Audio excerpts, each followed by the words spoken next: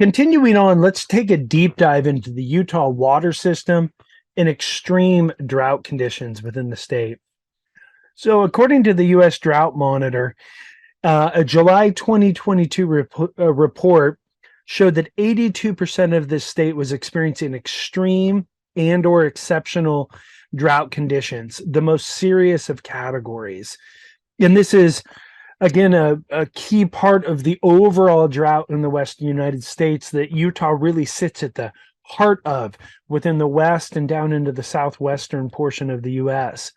And 16 of Utah's largest 45 reservoirs are below 55% of available capacity, and overall statewide water storage is at 60% of a capacity. And while 2022 into 2023 has brought a lot of moisture, it still hasn't solved the underlying structural problems within the water system of the U.S. and Utah. And the Utah Division of Natural Resources has formed an agricultural water optimization task force to address the acute drought conditions because they're a significant threat to the viability of Utah farms and ranches. And Utah agriculture is facing relentless pressure from growth that is consuming farmland and using more water, and putting increasing pressure on already limited water supplies. And the task force is working on identifying long-term water supply solutions to optimize agricultural water supply for future need and to sustain Utah's vital agricultural industry and the rich heritage in Utah.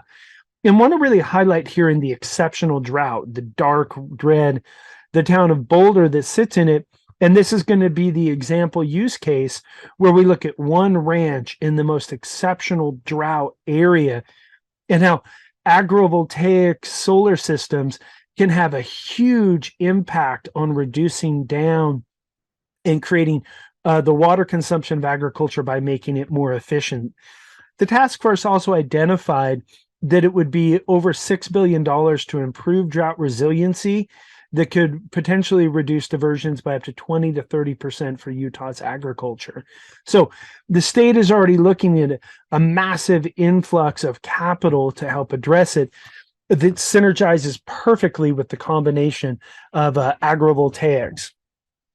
So looking at water consumption in the state, agriculture is the largest consumer of water with 75% of the use using 3.2 billion gallons per year. And this is a mirror of the U.S., where Utah is even more in use in agriculture. And it's because Utah is an arid state that requires more water for landscape and crop irrigation, as well as Utah farmers grow crops that have higher profit margins, especially grass and alfalfa, which require a lot of water. And if you look at the public supply in Utah, it's only 15% at 673 million gallons per year. So all of the wonderful efficiency that we can continue to integrate into our homes and businesses in the more urban areas, agriculture represents the greatest opportunity to make these most significant changes in really changing how we utilize water. And then just highlighting, Utah is very different because the electrical power plants only use 2% of water withdrawal and 3% of the consumption, mirrored to almost 32% in the U.S. So Utah is heavier in agricultural use and lighter in thermoelectric cooling generation. And then looking at, we have almost 1.1 million acres of irrigated land in Utah. And this is a map that comes from the governor's office showing those irrigated agricultural lands. And when we look at the irrigation types by acreage, we can see that 36% are sprinkler, 31% are flood, and then 32% are dry crop or sub-irrigated.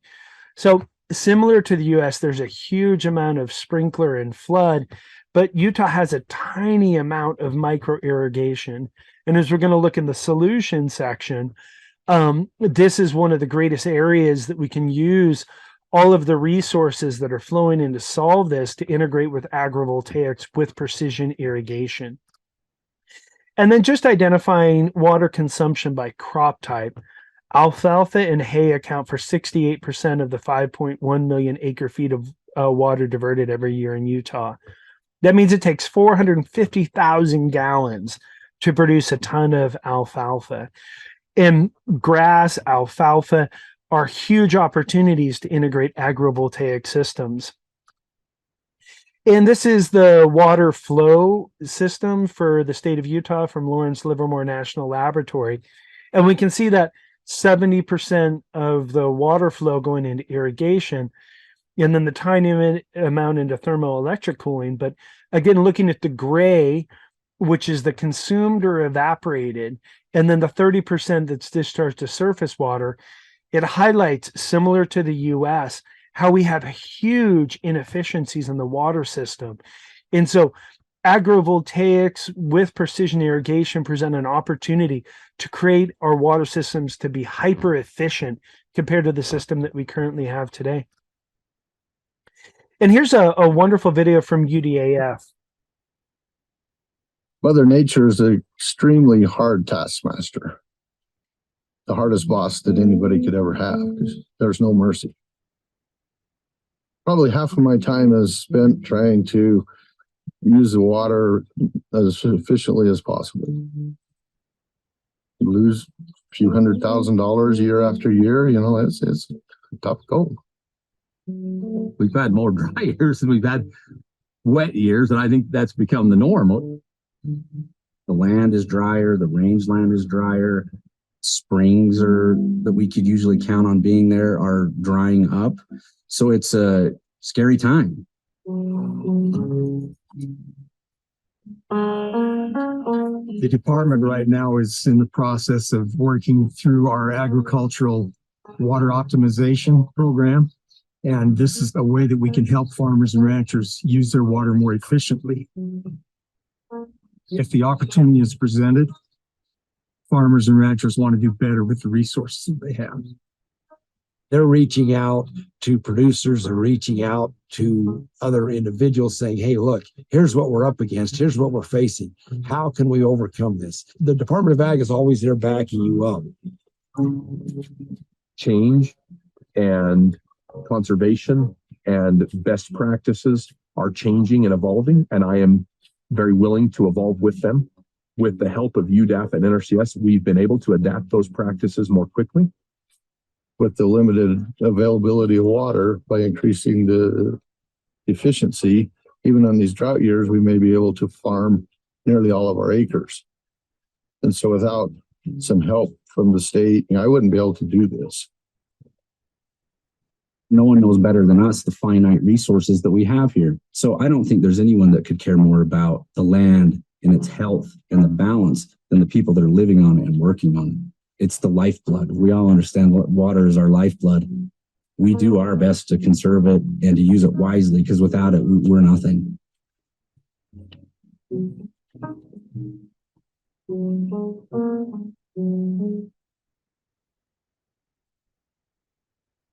So, you know, it's such a wonderful video that sums up from the farmers and ranchers the incredible economic pressure that they're under, but also the positive steps that through the UDAF and the NRCS and the ag departments, how they're all coming together to create these wonderful solutions, and how becoming more efficient really is the solution. And it's also a wonderful video to narrate from farmers and ranchers how not only are they open to innovating, but also, you know, as the stewards of the ag land, that they're some of the best at recognizing, you know, that water is the lifeblood of life, and particularly for agriculture. So they're some of the best to continue to steward this, and how they're so open to innovative solutions, and how working with the governmental organizations, the incredible opportunity that we have to make agriculture more efficient and continue to have it to be thriving and abundant, even when we're in extreme and exceptional drought conditions.